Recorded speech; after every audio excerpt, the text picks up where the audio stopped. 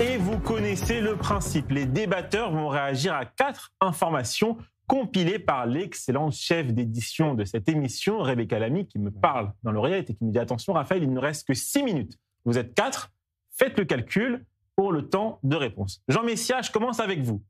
La justice n'a pas retenu le caractère discriminatoire dans son jugement de frères jumeaux reconnus coupables d'avoir abattu un olivier planté en mémoire d'Ilan Halimi à Épinay-sur-Seine au mois d'août.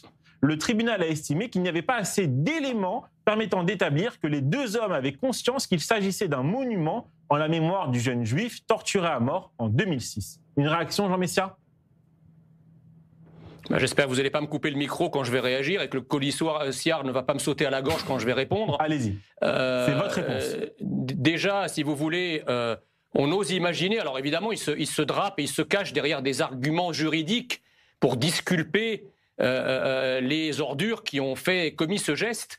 Mais imaginez un instant que cet olivier avait été arraché par un skinhead ou par quelqu'un de l'ultra-droite. Je peux vous dire que cette même justice qui aujourd'hui se tord en 4 pour vous expliquer qu'il n'y a pas assez d'éléments pour le condamner, aurait tordu le droit dans tous les sens pour faire condamner le skinhead ou le type de l'ultra-droite s'il avait commis un acte pareil. Donc je reviens sur ce que je disais tout à l'heure. Autrefois, vous connaissez la maxime, que vous soyez riche ou pauvre, la justice vous rendra blanc ou noir. Aujourd'hui, c'est l'inverse, que vous soyez blanc ou noir, la justice vous rendra riche ou pauvre. Samuel Lévy, votre information, on va revenir sur votre parti, le parti Chasse, qui a annoncé ce jeudi son retrait officiel de ses fonctions au sein de la coalition, marquant une nouvelle étape dans la crise politique provoquée par le projet de loi de l'exemption du service militaire pour les étudiants des instituts talmudiques. Une question simple, est-ce que votre parti sera celui qui fera tomber la coalition et provoquera de nouvelles élections? Ça dépend de quelle loi nous allons arriver à faire voter à la Knesset. Si c'est une loi qui va dans le sens que l'on souhaite, c'est-à-dire qui puisse incorporer des jeunes orthodoxes de façon, on va dire, qui puissent en tout cas rentrer en étant orthodoxes et terminer leur service militaire en étant orthodoxes, c'est une loi qui nous conviendra. Si on voit que là-dessus les engagements ne seront pas pris, malheureusement, je pense que ça va être difficile pour le gouvernement de Netanyahou de continuer ces jours. Claudie Siard, 60 jours. C'est le temps que s'accorde l'entourage du président des États-Unis pour instaurer la paix au Sahara occidental. Steve Witkoff, envoyé spécial pour le Moyen-Orient de Donald Trump, l'a annoncé à l'occasion d'une interview accordée à CBS News.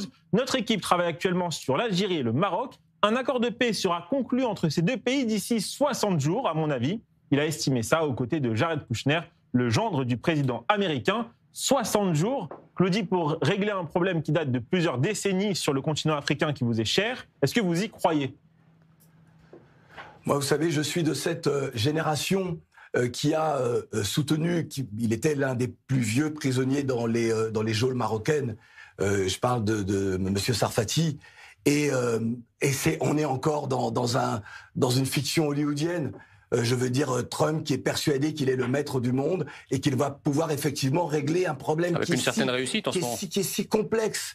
Et dans tous ces plans de paix, pour moi, pour l'instant, il n'y a pas de réussite réelle parce qu'il n'y a pas, pour moi, d'équité. Alors, je lui souhaite bonne chance parce que, évidemment, on va pas. L'idée, c'est pas de critiquer Donald Trump, mais c'est de se dire, s'il y arrive, eh ben, j'applaudirai et je serai le premier à faire mon mea culpa. Mais je n'y crois pas un instant parce que les relations entre l'Algérie et le Maroc sont trop tendues. Et je serais assez d'accord avec Raphaël sur ce qu'il disait tout à l'heure.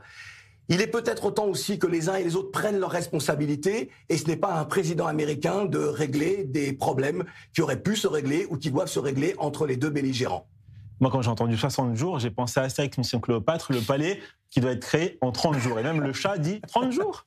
Voilà. Votre information, Raphaël Becache, un professeur israélien ciblé par des pro-palestiniens en plein cours, on va voir les images s'afficher, est menacé de décapitation. Alors, c'est un professeur on lui reproche d'avoir servi dans les rangs de Tsahal entre 1982 et 1985. On voit des étudiants ici qui rentrent dans son cours, c'est un professeur d'économie, et qui perturbe son cours. Il y a même un étudiant qui le menace de décapitation. Et lui, il a répondu « Personne ne me fera taire, je n'ai peur de personne ». Déjà, c'est très courageux, il faut le reconnaître. Maintenant, outre ça, il faut reconnaître qu'un problème qui arrive en France et dans les universités françaises déjà depuis bien avant le 7 octobre. Pardon ? Ça, c'est à Londres. C'est à Londres. Bon, mais c'est quelque chose qu'on voit malgré tout dans tous les campus européens et même aux États-Unis. Il y a et le BDS qui est puissant et une montée des visions islamistes dans les campus. En France, on connaît le FPLP. Il est présent aussi dans d'autres campus.